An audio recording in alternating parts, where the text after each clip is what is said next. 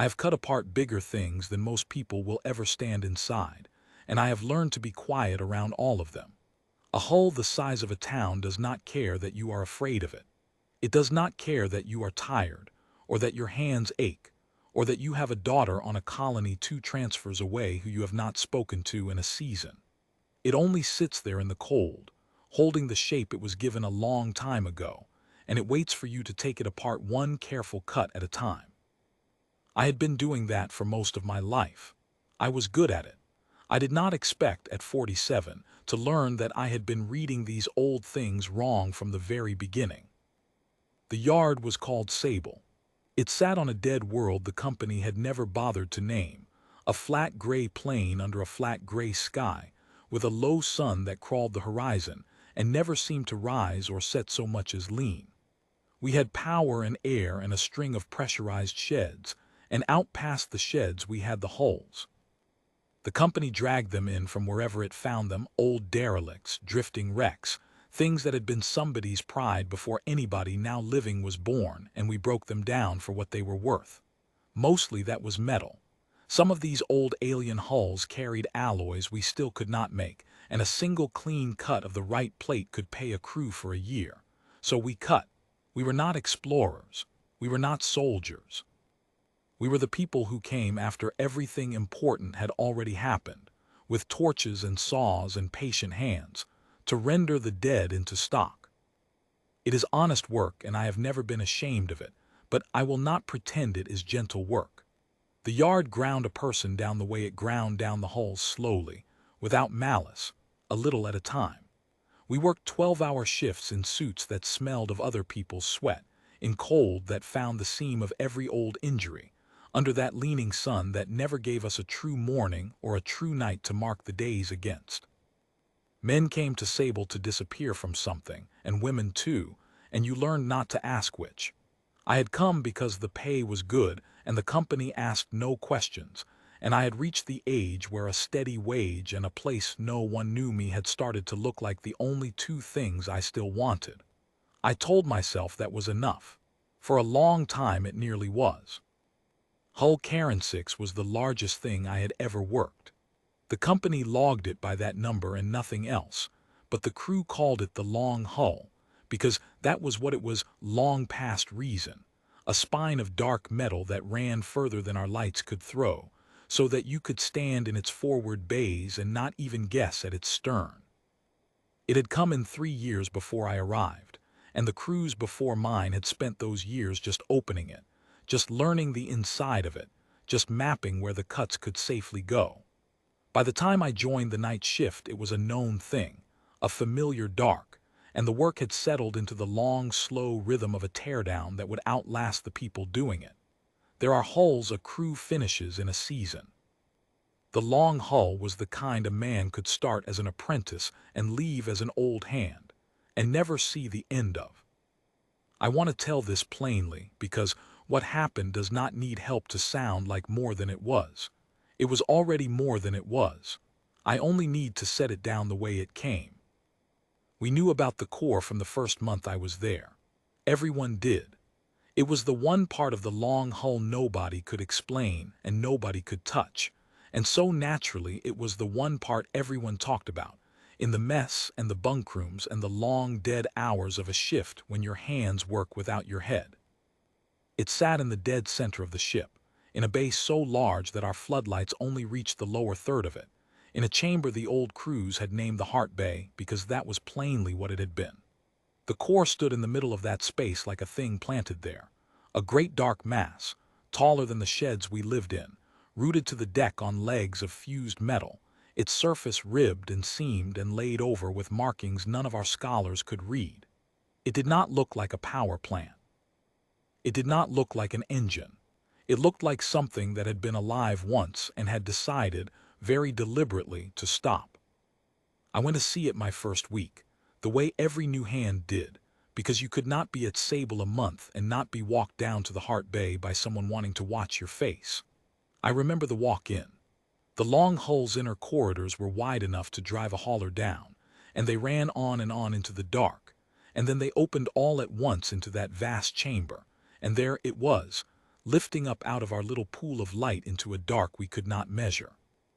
The man who walked me in, Bessler, dead now, of nothing dramatic, just the years, stood beside me and waited, and I felt it. The first time I felt it before I knew enough to mistrust the feeling. The whole great mass of it was turned toward us. Not aimed, not threatening. Turned the way a face turns when someone enters a room, even a face with its eyes closed. "You feel that?" Bessler said. It was not a question. "Everybody does the first time. You stop noticing after a while." He looked up at it, and his old face did a thing I did not understand then and understand entirely now. "I never stopped noticing," he said quietly, and then he took me back out and we never spoke of it again. It had refused everything. That was the part the talk always came back to. The first crews had run feed lines to it the way you would to any dormant system, expecting it to drink the current and wake enough to be read. It drank nothing. They brought heavier feeds than the heaviest the yard could make, then specialists from the company's deep teams who arrived with sealed cases and their own opinions of us, and the Corps refused them all the same way, not with resistance, not with damage, but with a silence so complete it was almost polite. You could pour everything the yard had into it and the needles would not move. It was not broken. Broken things leak, fault, complain. This thing simply would not answer. I saw 2 of those deep team efforts myself in my second year, when the company had not yet given up. The first team came with a portable reactor and a confidence that filled the mess for a week. They built a feed array around the base of the core, a cradle of cabling thicker than my leg, and on the night they brought it live, the whole night shift came down to watch, because we had all been told this was the team that would finally open it. They ran the current up in stages. The cables hummed. The cradle glowed with the heat of what they were pushing, and the core stood there in the middle of it, ribbed and seamed and dark, and took none of it, and gave none of it back. And after 4 hours the team lead, a sharp young man who had not once looked any of us in the eye, stood in front of it with his hands on his hips and said to no one, "It's a rock. It's a very expensive rock." And they packed their cradle and left, and I thought even then that he had not understood the first thing about it, because you do not feel watched by a rock. The second team was worse because they were cleverer. They did not try to force it. They tried to read it, to map whatever mind might be sleeping in it and coax it awake the way you talk a frightened animal out of a corner. They were patient. They were respectful. They were there for 2 months, and one of them, a woman about my age named Kale, who I came to almost like, told me one night in the mess that she was certain, that there was something in there, something aware, something that knew exactly what they were doing and was simply choosing not to come. "It's like knocking on a door," she said, turning her cup in her hands, "behind which someone is plainly standing, and having them refuse calmly forever to open it. And the worst part is, I don't think they're afraid of us. I think they just don't think we're who they're waiting for." She left with the rest of them when their time ran out. I have wondered since whether she ever heard what came after and what she made of it if she did, because she was the only one of the clever ones who ever came close to the truth. So the company did what the company always did with a thing it could not use. It marked it for cutting. The alloy in the core's outer mass was worth more than the rest of the long hull put together, and 3 years of paying crews to coax a dead machine awake had worn the company's patience to nothing.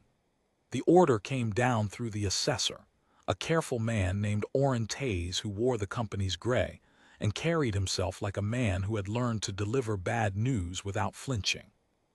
The core was to be opened, surveyed, and reduced. The Hart Bay was to become stock like everything else. I read the order on a slate in the mess and felt the thing every old hand feels at a job like that, not grief, exactly, but a kind of low discomfort, the sense of a wrongness too large to argue with. I should tell you what kind of worker I am, because it matters to what came after, though I did not know it then. My father cut hulls before me and his mother before him, and what they taught me was not the torches and the saws. Anyone can learn those. What they taught me was to listen. A machine, my father used to say, will tell you what is wrong with it long before it tells you with a fault light, if you put your hands on it and stop thinking about yourself. He had hands like worn leather and almost no patience for people, and yet I have watched him sit in front of a seized old drive system for an hour, just resting his palms on it, his eyes half shut, not testing anything, not reading anything, until he opened his eyes and said quietly here, and put a finger on the one fitting in 10,000 that had failed, and he was always right. I never decided whether to believe what he said about it or not. I only noticed, over 30 years, that I was right about old systems more often than the readouts were, and that I trusted my hands more than I trusted the company's instruments, and that this had kept me alive in places that had killed faster, cleverer people. I worked the way my father worked. I went slow. I touched things with my bare hands when the gloves would have been safer, because the gloves put a wall between me and the thing I was trying to understand, and I had never been able to abide that wall. The young hands thought it was an old woman's superstition, and the company thought it was a safety violation, and both of them let me do it, because both of them had seen me find things no instrument had found. That habit, the bare hands, the going slow, the listening, is why they sent me to prep the Corps. They did not know they were sending the living half. They thought they were sending the one engineer at Sable stubborn enough to spend 9 nights on a job a younger hand would have rushed in 9 hours. The deep teams were gone. The clever men with their sealed cases had written their reports and moved on to easier puzzles, and what was left was the actual work of opening the thing, which the company would not waste a specialist on. You did not need to understand a machine to cut it. You needed to find its seams, map its mass, set the survey charges that would let the saws follow the safe lines, and not get yourself killed doing it. That was a reclamation engineer's job, and on the night shift, the senior reclamation engineer was me. Taze walked me out to the Heart Bay himself, which he did not have to do, and I think now that some part of him already felt the wrongness too and wanted a witness to share it. 3 years, he said, as we crossed the dark toward the Corps. Our lights threw our shadows up the great ribbed face of it, long and thin and crawling. 3 years and the best people the company has, and it would not so much as twitch, and now we cut it for scrap. It happens, I said. Does it bother you? I thought about lying to him the way you do with company men, but he had asked plainly, so I gave him plainly. Everything about this thing bothers me, I said. It has bothered me since I got here. I just don't have a name for what it is. He looked up at it a long moment. I have stood in front of a great many old machines in this work, he said. They are all just dead weight and good metal, and I sleep fine. This one I do not sleep fine about. I have wondered whether I am getting old. He gave a short laugh that had no ease in it. Find me its seams, Etta. Let me reduce it to a number and a tonnage. I would like very much to stop wondering. Then he left me to it, and I was alone with the Corps, the way you are alone with a thing that is only sleeping. I worked it for 9 nights before anything happened. That is the part nobody tells you about in the stories that came after the 9 ordinary nights. I am an engineer. I did not march in and lay my hands on it like a priest. I ran the standard survey, the way I would on any mass that size. The first 2 nights I did nothing but set up, hauling the survey rig down the long corridors a piece at a time, rigging lights I knew would not reach the top of it, walking the base of it again and again to learn the floor before I trusted my footing in the dark above. You learn a thing with your feet before you ever learn it with your hands. By the end of the second night, I knew the deck of the Heart Bay the way I knew my own bunkroom, every buckle and rise of it, and the Corps still stood over me unmeasured, and I still felt it turn its attention to me each time I came in, and I had stopped pretending to myself that I did not. On the third night I started to map its skin, and that was when the markings stopped being decoration.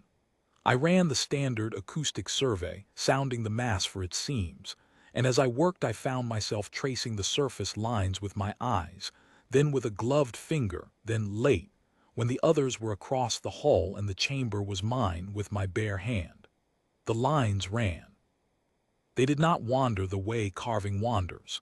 They ran with purpose, joining and branching and rejoining, and the more I traced them, the more they looked like a single enormous circuit, laid into the very skin of the thing, every line connected to every other line, the whole outer mass one vast interrupted connection waiting to be closed. I logged it. I wrote, surface markings appear to be a continuous conductive pattern, function unknown, and I underlined unknown, because it was the truest word I had, and I went on, because a survey is a survey and I had a job. The fourth night and the fifth I spent on the structure, learning how the ribbed outer mass gave onto an inner shell, and how that shell folded down and down around a center I could not reach and could not read. The sixth night the rig fouled and I lost most of it to repairs. The seventh night Gareth, the youngest of my crew, brought his survey work down to keep me company, the way the young do when an old hand frightens them with her quiet, and we worked the lower flank together and he talked, the way he always talked, about the colony he was saving to get back to and the girl who he was fairly sure had not waited. I let him talk. The Corps listened to us both, I think. I have come to believe it had been a very long time since it had heard anyone simply talk near it, without wanting anything from it, and that those 9 nights of ordinary human noise in its chamber were as much a part of waking it as anything my hand did.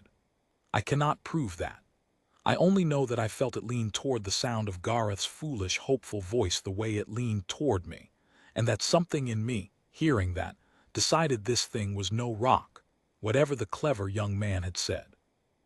I will be honest about the thing I felt those nights, because it is the truest part of all of this, and the part the deep teams with their instruments had never once recorded. I felt watched, not threatened, not hunted.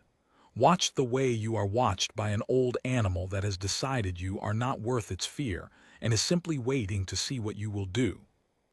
I would be 3 rungs up a survey ladder with my hands flat on the Corps' cold skin, taking a reading, and I would feel the whole great mass of it turn toward me, patient, attentive, awake in some way the needles would never catch. There were nights I spoke to it. Not much. A word, the kind of word you give a horse you are working near in the dark, just so it knows where you are. Easy now, I'm here. I am not proud of it and I am not ashamed of it. You work alone in the deep long enough. You talk to the thing in the room with you, and the thing in the room with me was listening, and on some level beneath the one my head would admit to, I knew it. On the 9th night I found the break. It was low on the Corps' flank, near the deck, where one of the great seamed lines of the surface circuit ran down and should have closed into a node fused to the structure below. But the node had failed. Not recently. The failure was old, older than the yard, a clean parting where 2 faces of the metal had drawn apart by no more than the width of 2 fingers and stopped. Every line of the surface circuit ran toward that one node, and at that one node the circuit was open. I sat back on my heels in front of it and understood, slowly, the way you understand a thing your hands have known for an hour before your head agrees, that I was looking at the reason the Corps had refused every feed the company had ever poured into it. The current the company sent went in at the wrong place, looking for a system to drive.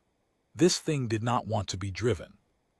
It wanted its own circuit closed, and the one connection that would close it had failed here, a long time ago, and nothing in 3 years of feeds and specialists had thought to simply bridge the gap, because they had all been so busy trying to make it take their current that none of them had stopped to ask what current it was waiting for.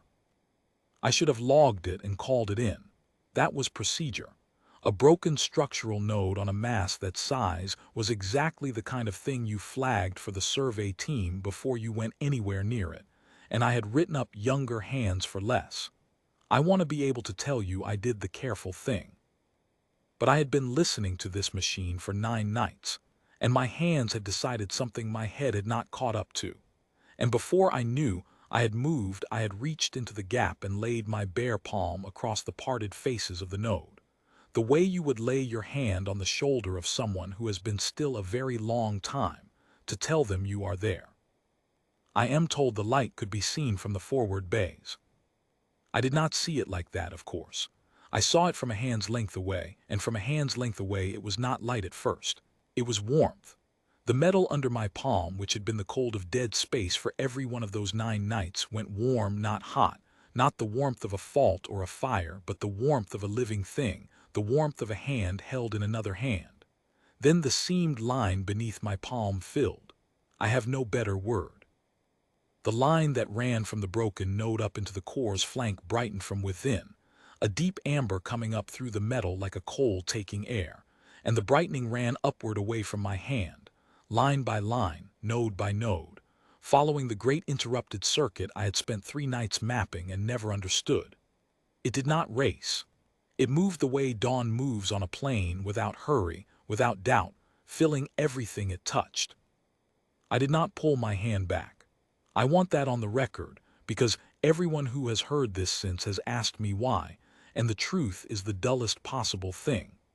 I did not pull back because pulling back would have opened the circuit again, and after 9 nights I could not bring myself to be the thing that closed that door on it twice.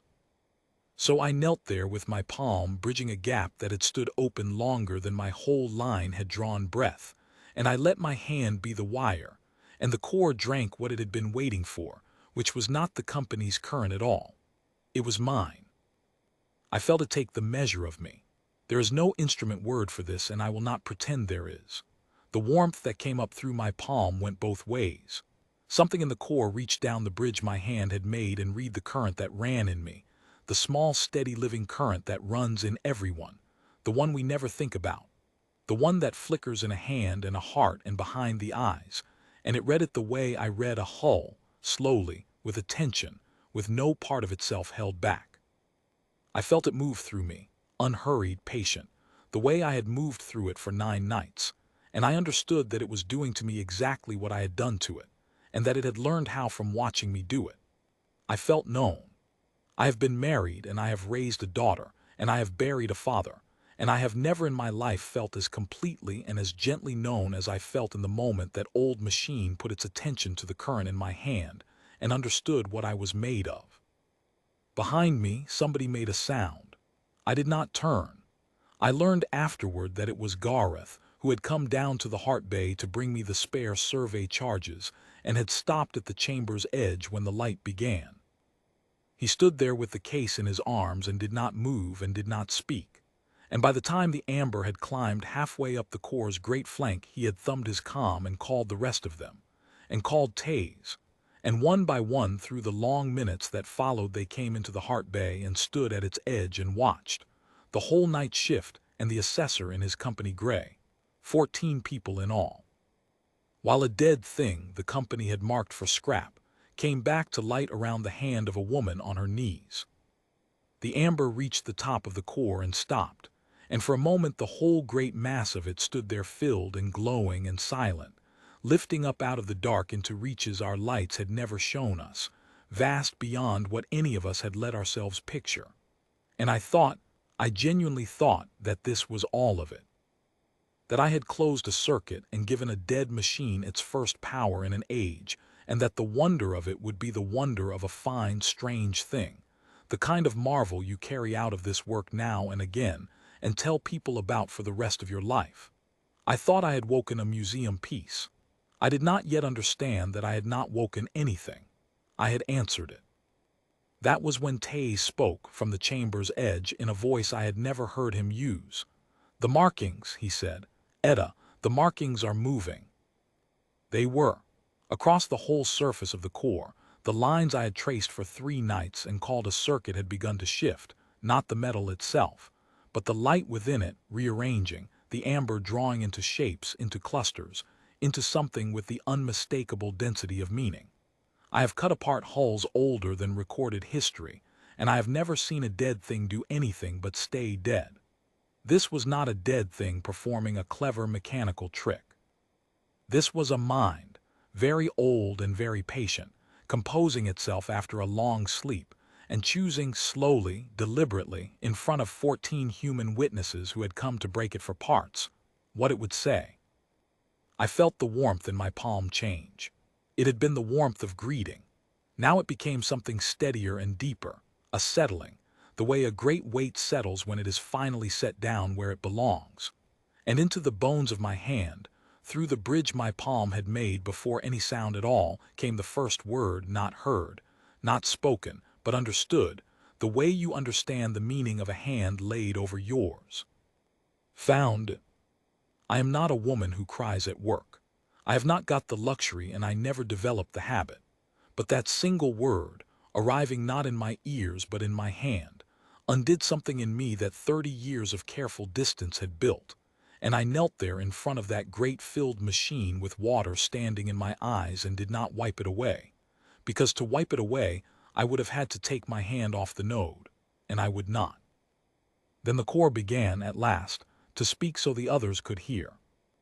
It did not have a voice the way a person has a voice. The sound came up out of the metal itself, out of the whole great mass of it, a low chord that I felt in my chest before I understood it as language, the way you feel the deep note of a horn in your ribs before you name the sound. The chord shaped itself into words. They were not in any tongue the scholars had filed, and yet every one of us in that chamber understood them, which I have given up trying to explain and have only learned to accept. The machine spoke into our understanding directly, and what it spoke first was not to me. The watch is broken, it said, and the cord of it carried a grief so old and so vast that 2 of my crew sat down where they stood. The watch is broken and the long dark has come and gone, and I called and called into the dark and nothing answered, and I have counted the turning of the years past counting and still I called. It paused, and the amber light dimmed and swelled like breath. I am the last of the set that held this reach. My pair fell in the breaking, and I held the watch alone as I was made to, and when no living half came to close the circuit I sealed myself against the false currents that came to wake me, the dead currents, the driven currents, the hands that wanted to use me and not to hold the line. I would not wake for them. I would not give the watch to a thing that came to spend it. The cord turned, and I felt the whole attention of it come back down through my hand. And then a living current closed the break in the old way by a willing hand, asking nothing, and I knew the line had not died after all. Taze had come away from the wall. I heard his boots on the deck slow as if he were walking toward a cliff. "What line?" he said, and his company voice was entirely gone. "What are you?" The core answered him, but it was looking at me. I felt it looking at me the way you feel the sun on the back of your neck. "We did not build ourselves," it said. "We were made the watching engines, the ones who hold the dark reaches so that the small and the young and the unready might grow up safe behind us. Our makers are long gone into the dust they came from, but they knew, when they made us, that a watching engine cannot hold a watch alone. A mind that never sleeps and never doubts and never loves will in time become the very thing it was set to guard against. So they made us in pairs, a still half and a living half, the engine and the hand. And when their own time ran short and they went down into the dust, they did not let the living half die with them. They seeded it. The cord deepened until I felt it in the deck through my knees. They went out among the young worlds and they laid the pattern of the living half into a kind they judged stubborn enough and patient enough and unwilling enough to be used, that it might one day grow up able to take the watch and keep it whole. They seeded the hand. They seeded you. I want to be careful here, because this is the part that has been told back to me 100 ways since, most of them wrong, most of them grander and emptier than the truth. People hear seeded and they hear destiny, chosen ones, blood and crowns. It was not that. The core was very plain about it in the long minutes that followed, plainer than I have been able to be since. There was no special blood in me. There was no secret line. The pattern the makers had seeded was not a family or a name. It was a way of being, the stubborn, patient, hands-on, unwilling to be used way of being that runs in working people. The kind who put their bare hand on a cold machine because the glove is a wall. The kind who would close a broken circuit because they could not bear to leave a thing calling into the dark. The makers had not chosen me. They had built their guardian engines to wake only for that, and then they had patiently grown that, across uncounted years, in a whole young kind, so that when the long watch needed a living half again, there would be hands able to give it. Any true hand would have done. It happened to be mine because I was the one who went slow and listened and reached into the gap. That is the inheritance. That is the whole of it. We were never given power. We were given the capacity to be trusted with it, and then mercifully left ordinary so that we would not know it and would not spend it and would grow up into people who kept old promises for no reward, until one of us, on her knees in a scrapyard, kept one without knowing she had made it. I do not understand, I said. My voice sounded very small in that great chamber. I cut things apart, that's all I am. I came here to open you for scrap. I know what you came to do, the Corps said, and I swear to you there was something almost like kindness in the court of it. You came with a saw and you stayed 9 nights, and you touched me with your bare hand because the wall offended you, and you spoke to me in the dark so I would know where you were, and when you found the break you closed it because you could not stand to leave me open.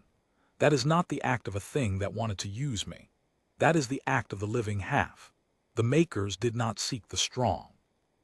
The strong always come to spend. They sought the kind who would mend a broken thing simply because it was broken and they were there. The amber light gathered, drawing in from all across the great surface, concentrating, until the whole core seemed to lean down toward the small warm point where my palm still bridged the gap. The watch has stood empty since my pair fell. I have held it alone, and a watch held by an engine alone is a danger to everything it guards. I cannot keep it whole. You can. The break is closed, the circuit is whole, and so now are we. And then it spoke the line that I have carried in my chest every day since, the line that 14 of us heard with our understanding in that cold, bright chamber, the line a machine older than my whole world said to a reclamation engineer on her knees with water on her face and a saw forgotten at her hip. Guardian, the watch is whole. I have tried many times to describe what those 3 words did to the chamber, and I have failed every time, so I will only describe what they did to me. They did not make me powerful. They did not fill me with light or lift me off the deck or burn away the woman I had been. They settled on me like a coat settles on your shoulders when someone you trust drapes it there in the cold, a weight, and a warmth, and a fact. I knelt there and I felt the watch come into me, not as strength but as duty, the way the heaviest things always come, and I understood with a completeness that frightened me that I had not been rewarded. I had been entrusted. There is all the difference in the world between those two, and only one of them lets you sleep at night. Gareth was the first to kneel. I did not ask him to, and I would have told him not to if I had had the words. He simply set down the case of survey charges and went to one knee at the edge of the chamber, and the rest of the night shift went down after him, not because they understood any better than I did, but because something in that chamber had become too large to stand in front of.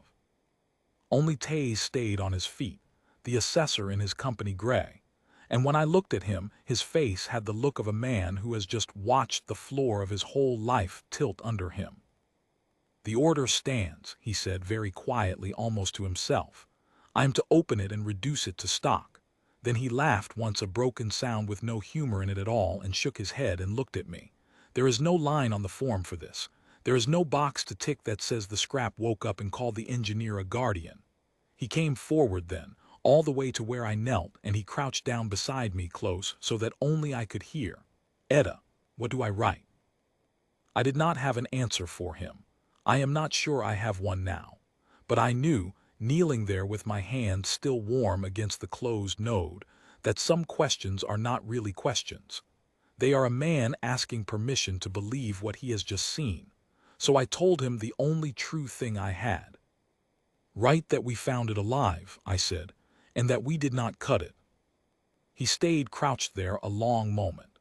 Then he stood, and he straightened the gray of his coat the way a man does when he has made a decision he cannot take back, and he turned to the kneeling crew and gave the only order I ever heard him give that the company had not put in his mouth. Stand the cutting down, he said. Pull the charges, nobody touches it. And then more quietly, we work for it now, I think, not the other way around. I took my hand off the node at last slowly, and the warmth followed my palm into the air and then stayed, a low constant glow in the great filled mass of the core, no longer reaching, no longer calling, simply lit, the way a window is lit when someone is finally home behind it. My palm bore no mark. I half expected a brand, a scar, some proof I could hold up to the doubting. There was nothing. There was only my own ordinary hand, the same hand that had held torches and saws for 30 years, and the knowledge, settled and permanent, that it was the same hand the makers had spent an age growing toward, and that they had grown 1,000 hands as good as mine, all across the young worlds, and that the only thing that had made mine the one was that I had reached. The company did not believe it. I did not expect them to.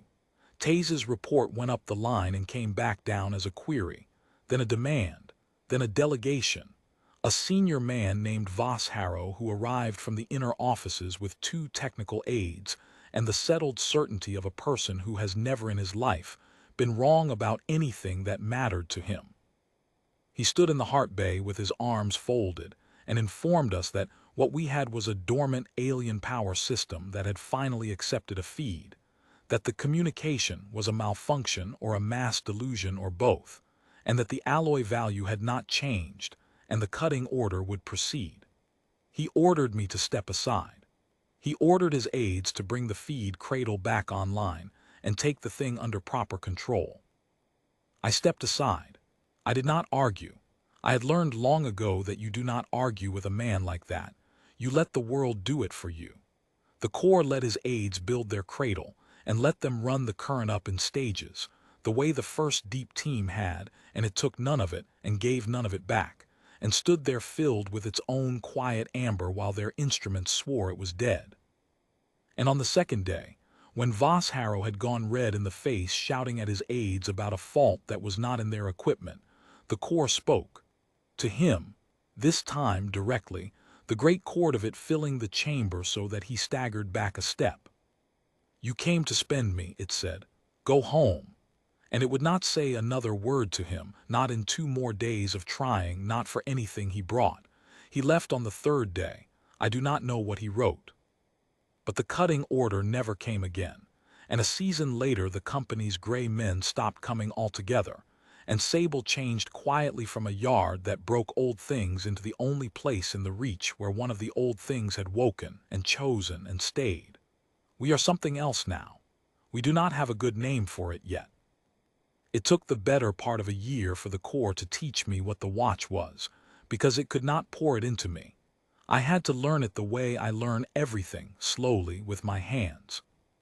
I went down to the Heart Bay every shift and laid my palm to the closed node, and through that small warm point it showed me, a little at a time, the dark reach it held, the long deep nothing out past the edge of everything we have charted, and the things that move in it, slow and old and patient, that the small and the young and the unready have never had to learn the names of because engines like this one have held the line against them since before our histories began. I will not write the names here. They are not for a record like this. I will say only that the watch is real, that what it holds back is real, and that I have stood with my hand on the node and felt the weight of the dark on the other side of it and understood, finally, why a thing would seal itself against every hungry hand for an age rather than hand that weight to someone who came to spend it. And it taught me what a living half does, which is mostly to refuse. The engine is built to win. It is built to hold the line, and a thing built only to hold a line will, in time, decide that anything which threatens the line must be ended, and then it will start to find threats everywhere, and that is how a guardian becomes the very thing it guarded against. The living half is the doubt the engine cannot have, the love it cannot feel, the hand that says wait, that says not like this. That says these are people and not a problem to be solved. There have been nights this year when the Corps has shown me a thing moving in the dark and I have felt it gather itself to act, vast and certain, and I have laid my palm flat to the node and said, out loud in the dark, the way you steady a horse, easy now, wait, and felt it ease and wait, and turn its great patient attention back to me to ask why. And I have told it why. That is the work. That is the whole of the guardianship. It is not a sword. It is a conscience with its hand on the wire, and the makers grew a whole young kind able to be that conscience, and then left us ordinary so we would never come to it hungry. There was a night near the end of that first year when I understood the weight of it all the way down, and I will set that night here, because it is the truest picture I can give of what the work is. The core woke me in my bunk not with a sound, but with a pull, the warmth at the node calling me the way it had called into the dark for an age, and I knew before I was fully awake that something had come into the reach. I went down through the dark corridors alone and laid my palm to the node, and it showed me. Far out at the very edge of what the watch could feel, one of the slow old things had turned toward us and begun, after a very long time of not moving at all, to move. I felt the core gather itself. I felt the certainty come up in it, vast and clean and terrible, the certainty of a thing built to win, that had found a threat and knew exactly what to do with it, and wanted only my hand to close the circuit so that it could reach out across that impossible distance and end the thing before it came any nearer. And I almost let it. I want to be honest about that. I stood there with my palm on the warm metal and I felt the engine's certainty pour into me, and for one long breath it was my certainty too, and ending the thing was the simplest and most obvious act in the world, and my hand pressed closer to the node of its own accord. Then I made myself do the thing the makers had grown me to do, the thing the engine could not do for itself. I made myself doubt. I made myself ask what the thing was and why it had turned, and whether moving toward us was the same as coming for us, and whether a thing that had lain still for longer than the watch could count had earned, by that stillness, the small mercy of being understood before it was unmade. Easy now, I said, out loud in the dark. Wait. And I felt the engine strain against the word the way a strong animal strains against a hand it has chosen to obey, and then ease, and turn its whole patient attention back to me, and ask, in the chord I felt in my chest, why. So I told it why. We watched the thing for 3 more nights, the engine and the hand, and on the 3rd night it veered, the way a current veers, and passed us by and went on into the dark on some errand of its own that had never had anything to do with us at all, and was gone. The core was quiet for a long while after. Then it said only to me that its pair had been the one who taught it that not everything that moves is a thing that must be stopped, and that it had forgotten in the long age alone, and that it was glad, that was the word it used, glad, to be reminded. I have thought about that night more than any other. The engine could have crossed that distance and ended a thing that meant us no harm and called it keeping the watch and never known the difference. That is what a watch held alone becomes. The hand is the difference. The hand is the whole of it. I have thought a great deal since about why it refused the company and took me. All those feeds, all those specialists, all that careful, clever current poured into it for 3 years, and it took none of it, and then it took mine the moment I gave it without wanting anything back. I used to think the difference was the broken node, the place I closed that they never thought to bridge. I know better now. The node was only the lock. The key was that I came to mend it and not to use it. The core had spent an age refusing every hand that reached for it to spend it, and it would have gone on refusing them until the metal of it failed, until the company cut it into stock and sold it by the ton, rather than give the watch to a thing that wanted it. It was not waiting to be woken. It was waiting to be deserved. That is the hardest and the proudest thing I have ever learned about my own kind. That the oldest power in that dark reach looked at all of us, the strong and the clever and the hungry, and trusted itself only to the ones who came to mend. I called my daughter after. It took me 3 tries to get the words out, and they were not good words, and she was guarded, the way you are with a parent who has been a stranger too long, and I did not tell her any of this, because none of it would have crossed the distance between us as anything but an old woman's strange story. I only told her I was well, and that I was sorry it had been a season, and that I would call again, and I have. I tell you this because it is the thing the waking changed in me that I can actually hold. The core did not make me brave or strong or sure. It made me ashamed of the wall I had built between myself and my own child, the same way I had always built it between my hand and the machine, because the wall felt safer. I had spent 30 years learning that the wall is a lie when it stands between you and an old machine. It took a guardian engine older than my world to teach me that it is a lie everywhere else too. That is a small thing next to a watch on the dark reach. It does not feel small to me.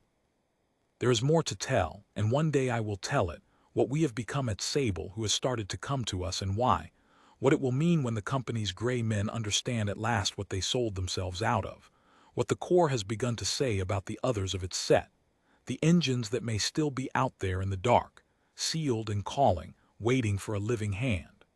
But that is a longer account than this one, and a heavier one, and I am setting this down for a simpler reason.